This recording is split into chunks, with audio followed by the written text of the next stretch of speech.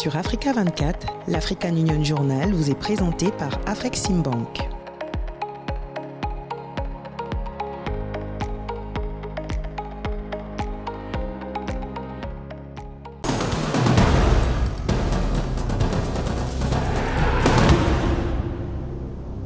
Madame, Messieurs, merci de nous retrouver sur Africa 24 pour cette nouvelle édition de l'African Union Journal, votre magazine hebdomadaire consacré à l'actualité de l'Union africaine.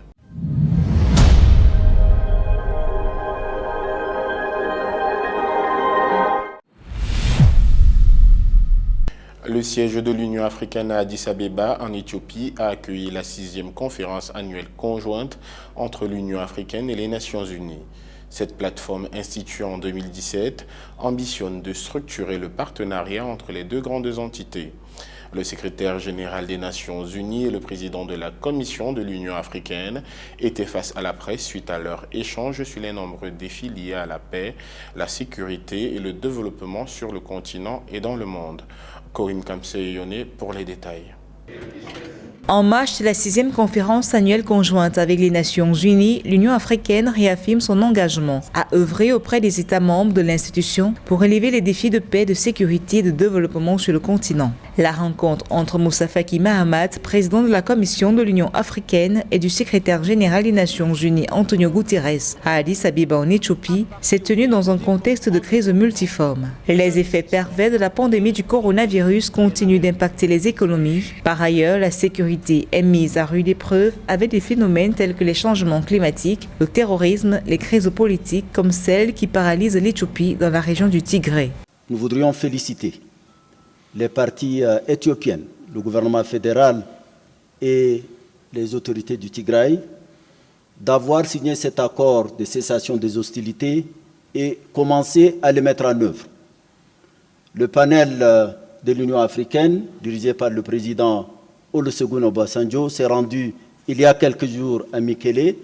Il a rencontré les responsables là-bas et je suis heureux de constater que même sur le plan militaire, les deux parties sont en discussion actuellement pour la mise en œuvre de cet accord. Dès que l'accord sera mis en œuvre, naturellement, il y aura la question de la reconstruction. Et l'Union africaine va également mobiliser tous les partenaires, en premier lieu les Nations unies, et de commun accord, nous allons aider l'Éthiopie à reconstruire cette région qui a été touchée par la guerre.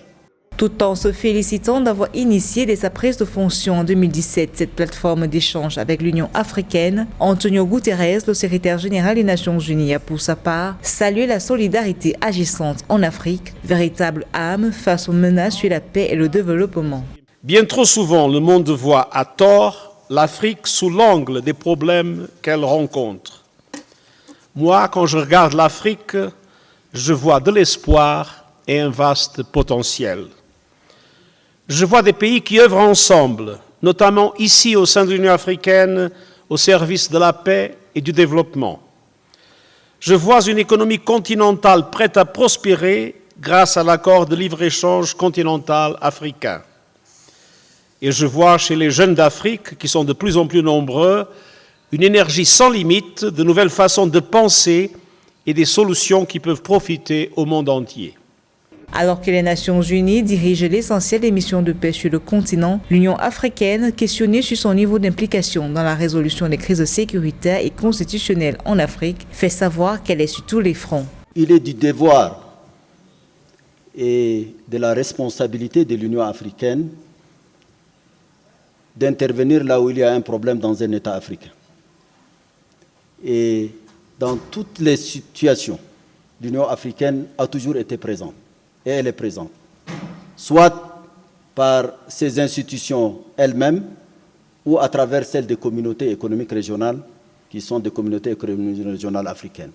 Même en Libye, où dès le départ l'Union africaine s'est investie et par la suite non, actuellement elle est totalement impliquée dans le cadre de la réconciliation à travers le comité de haut niveau qui a été mis en place par la conférence des chefs d'État et qui est dirigé par le président Sassou Nguesso du Congo.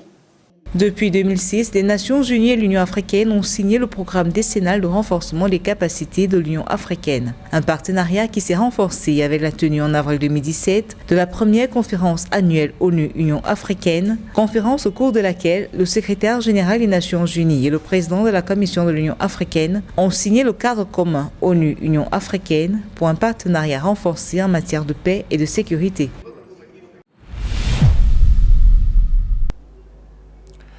Le mécanisme africain d'évaluation par les pairs souhaite une plus grande implication des femmes et des jeunes dans les processus de gestion des conflits en Afrique. L'institution spécialisée de l'Union africaine a initié plusieurs programmes massifs dans ce sens, notamment l'initiative Toolkit for Women et le Youth Toolkit, qui vise à renforcer la participation des femmes et des jeunes dans la gouvernance et les processus de développement sur le continent. Mildred Yamou pour les détails. Le mécanisme africain d'évaluation par les pairs MAEP souhaite une plus grande implication des femmes et des jeunes dans les processus de prévention et de gestion des conflits en Afrique. Dans leur programme de développement, l'institution spécialisée de l'Union africaine et ses partenaires se focalisent sur les problèmes auxquels sont confrontés les femmes et les jeunes en vue de promouvoir leur rôle dans la consolidation de la paix, de la sécurité et de la bonne gouvernance sur le continent. We introduced a toolkit for women. We also introduced Nous avons introduit l'initiative Toolkit for Women et le Youth Toolkit. Au niveau de l'Union africaine, le MAEP a un programme massif pour les femmes et les jeunes et grâce aux examens effectués, nous nous concentrons désormais sur les problèmes des jeunes et des femmes et sur la manière dont nous devons les impliquer. Nous avons une section jeunesse au sein du bureau continental du MAEP. Grâce au MAEP, un certain nombre de pays ont lancé leur propre section jeunesse.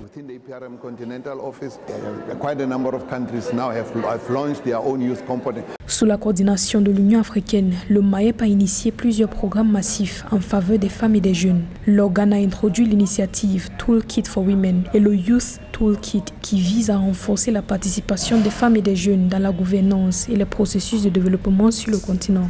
Le MAEP dispose d'un réseau continental de jeunes. Au sein de ses structures nationales, une section jeunesse est également en train d'être mise en place. Il y a une très forte composante femmes et jeunes vue à travers un bureau genre au sein du MAEP. C'est ce que nous avons fait pour nous assurer que les questions relatives aux femmes et aux jeunes restent au cœur des priorités. L'un de nos fleurons est l'événement annuel tenu sous forme de colloque comme celui que nous avons organisé au Tchad. Nous avons également le symposium annuel de la jeunesse du MAEP qui rassemble des jeunes de tous les horizons, y compris des jeunes leaders, pour examiner le rôle des jeunes dans le renforcement de la gouvernance en Afrique.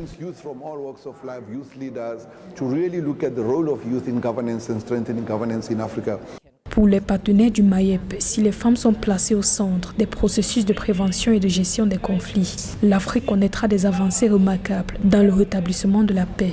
Ils estiment que dans le cadre des pourparlers de paix en cours sur le continent, les femmes doivent servir de médiateurs. We believe that there is a very strong role that should be played by women. We've experienced it ourselves. Les femmes devraient jouer un rôle très important dans la consolidation de la paix sur le continent. Nous en avons nous-mêmes fait l'expérience dans la région africaine. Les femmes étaient hautement considérées comme des artisans de la paix. Elles étaient celles qui pouvaient élaborer des stratégies pour la famille. Si les femmes sont placées au centre des processus de paix et des discussions en cours, nous allons beaucoup réaliser et même plus vite. We are sure that there is a lot that could be achieved, even much faster. L'aspiration 6 de l'agenda 2063 de l'Union africaine appelle à une Afrique dont le développement est axé sur les peuples et qui s'appuie sur le potentiel de ses populations, notamment les femmes et les jeunes. Elle invite à créer des conditions où tous les Africains seront activement impliqués dans la prise de décision dans tous les aspects en vue de leur épanouissement personnel et la croissance durable du continent. La situation de l'évolution des crises humanitaires sur le continent africain reste préoccupante. Et penser le financement des besoins humanitaires en 2023 ou encore l'amplification des voix des personnes touchées, en particulier les femmes et les filles, tels sont les objectifs du lancement de l'aperçu humanitaire mondial 2023, lancé à Addis Abeba en Éthiopie le 1er décembre 2022. Un appel de fonds d'un montant de 51,5 milliards de dollars à l'effet de soutenir les populations en situation d'urgence alimentaire en 2023. Plus de détails dans cet élément signé Séverin Douque. La Commission de l'Union africaine et le Bureau des Nations unies pour la coordination des affaires humanitaires ont lancé un appel de fonds d'un montant de 51,5 milliards de dollars à l'effet de soutenir les populations en situation d'urgence alimentaire en 2023. C'était en marge au lancement de l'aperçu humanitaire mondial 2023 à Addis Abeba en Éthiopie. Selon les Nations unies, environ 4,4 millions de personnes avaient besoin d'une aide alimentaire humanitaire entre juin et août 2022.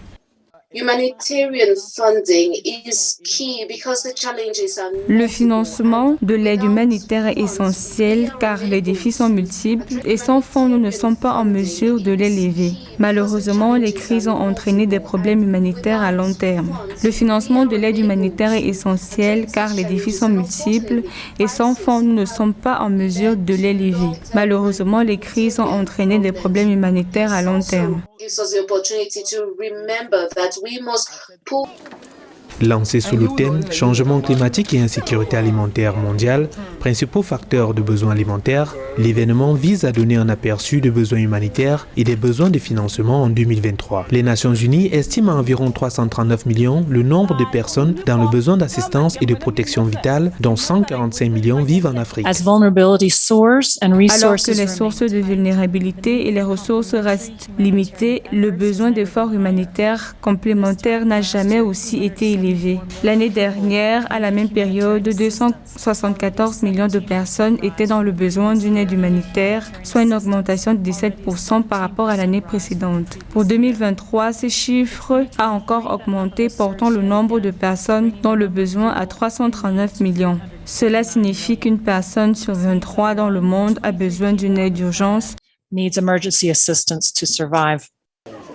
La fébrilité de la sécurité alimentaire est devenue de plus en plus palpable en 2022 à cause notamment de l'augmentation des conflits armés et des perturbations de la chaîne d'approvisionnement dues au Covid-19 ou encore de la guerre en Ukraine. La réponse aux besoins humanitaires est désormais d'une extrême urgence.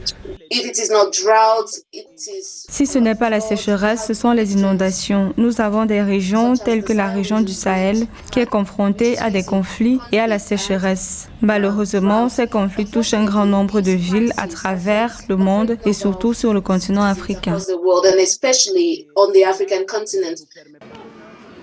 L'évolution de la situation des crises humanitaires sur le continent africain reste préoccupante. Au-delà de l'appel à un financement généreux pour les aides alimentaires, l'objectif du lancement de l'aperçu humanitaire mondial 2023 est d'amplifier les cris de détresse des personnes touchées, en particulier les femmes et les filles.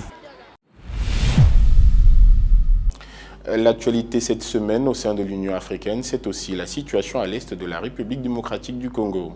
Dans un communiqué publié le 9 décembre 2022, l'Union africaine s'indigne suite au massacre du 29 novembre 2022 contre des civils dans le village de Kisiché, dans l'est de la République démocratique du Congo, lors d'un affrontement militaire entre des rebelles du mouvement du 23 mars M23 et des milices locales.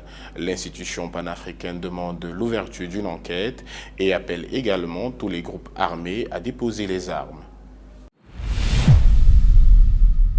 Au nord du continent, l'Algérie a abrité du 7 au 9 décembre 2022 à Oran la 9e conférence de haut niveau sur la paix et la sécurité en Afrique. Les travaux de cette conférence ont permis aux différents participants de travailler sur la coopération et la coordination entre le Conseil paix et sécurité africain et les membres africains du Conseil de sécurité de l'Organisation des Nations Unies dans l'accomplissement de leurs tâches respectives. Et puis les directeurs généraux des bureaux nationaux de statistiques des États membres de l'Union africaine se sont réunis du 6 au 8 décembre 2022 à Malabo, en Guinée équatoriale, dans le cadre de la 6e session du Comité des directeurs généraux des offices nationaux de statistiques.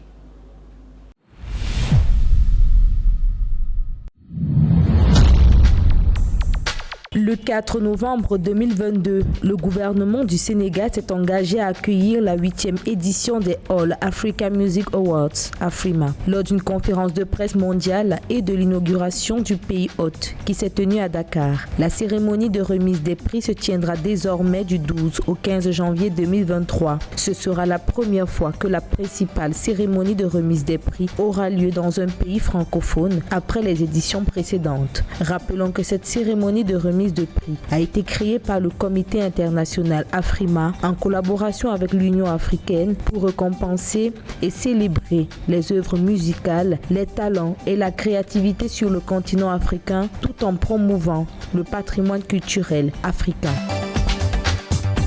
Le Niger va accueillir du 27 février au 2 mars 2023 la 9e session du Forum régional africain sur le développement durable, placée sous le thème « Accélérer la reprise inclusive et verte ». Après de multiples crises et la mise en œuvre intégrée et intégrale de l'agenda 2030 pour le développement durable et de l'agenda 2063. Ce forum co-organisé entre autres par la Commission économique pour l'Afrique, le gouvernement du Niger, la Commission de l'Union africaine, entend soutenir les projets en eau potable et assainissement, l'énergie propre, le secteur de l'industrie, la mise en place de villes et communautés durables.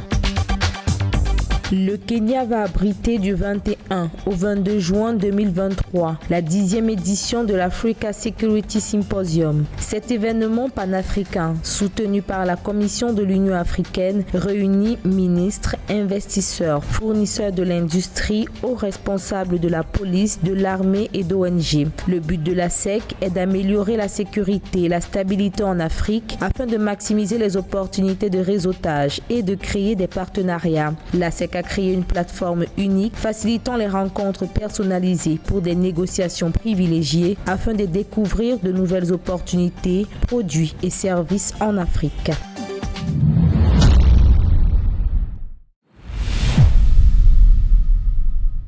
Le président Mohamed Bazoum a été désigné champion de l'Union africaine pour l'industrialisation inclusive et durable et la transformation productive lors de la 17e session extraordinaire de la conférence de l'Union africaine sur l'industrialisation.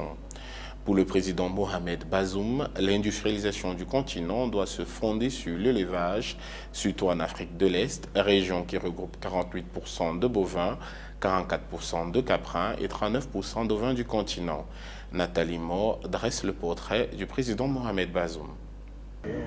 Le Niger tient son deuxième champion de l'Union africaine après l'ancien chef d'État Mahamadou Issoufou, champion de la zone de libre-échange continentale africaine. Le président Mohamed Bazoum a été désigné champion de l'Union africaine pour l'industrialisation inclusive et durable et la transformation productive lors de la 17e session extraordinaire de la conférence de l'Union africaine sur l'industrialisation le 25 novembre 2022. Son ambition, construire une Afrique prospère, dynamique, inclusive et durable. L'industrialisation est un processus dynamique, sans regret, c'est-à-dire qu'à chaque étape, nous devons assumer les choix faits auparavant qui devaient donc être sous-pesés. En ce qui concerne les étapes, nous devons prendre en considération le fait que nous devons enthousiasmer une jeune population dont l'âge médian actuel est de moins de 20 ans. Nous devons être particulièrement prudents dans les options de notre industrialisation et veiller à utiliser nos ressources de façon efficiente. Cette jeunesse évoquée par le président nigérien Mohamed Bazoum est pour lui le principal moteur du développement du secteur manufacturier africain. Une population de 400 millions de personnes de 15 à 35 ans, soit 77% de l'ensemble des Africains, à qui il faut offrir un environnement propice à l'épanouissement des aptitudes et des compétences.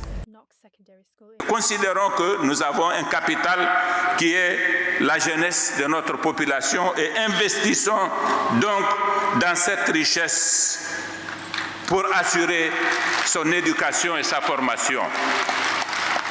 Dans notre trajectoire d'industrialisation, nous gagnerons à tirer les leçons des expériences du monde industrialisé et des expériences singulières des uns et des autres, tout en faisant appel à notre génie propre. Établissons des partenariats avec les puissances industrielles, car, osons le dire, le futur de l'industrie et du commerce est en Afrique. Pour le président Bazoum, l'industrialisation de l'Afrique doit exploiter une niche, l'élevage. Sur le continent, plusieurs populations ont la culture des activités pastorales dont les produits pourraient être transformés dans des usines modernes. L'Afrique de l'Est est la région qui regroupe le cheptel le plus important, 48% de bovins, 44% de caprins et 39% d'ovins. L'industrialisation que nous voulons pour l'élevage est celle qui permet de nourrir les Africains, de créer des emplois qualifiés et de qualité, de rendre les produits laitiers et les viandes disponibles en quantité et en qualité à des prix abordables et compétitifs partout. Elle doit incorporer la valeur ajoutée locale et se faire dans le cadre de bassins régionaux naturels exploitant au mieux les ressources locales, induisant une coopération basée sur la complémentarité qui génère à son tour la solidarité. Dans la chaîne de valeur globale, le tissu industriel africain occupe près de 2% de la part mondiale. En renforçant son secteur manufacturier, l'Afrique pourra réduire ses exportations de matières premières qui s'élèvent actuellement à plus de 70%. L'Union africaine, dans son agenda 2063, veut transformer les richesses naturelles du continent, d'où la mise en place de mécanismes de promotion du commerce intra-africain et de transformation économique.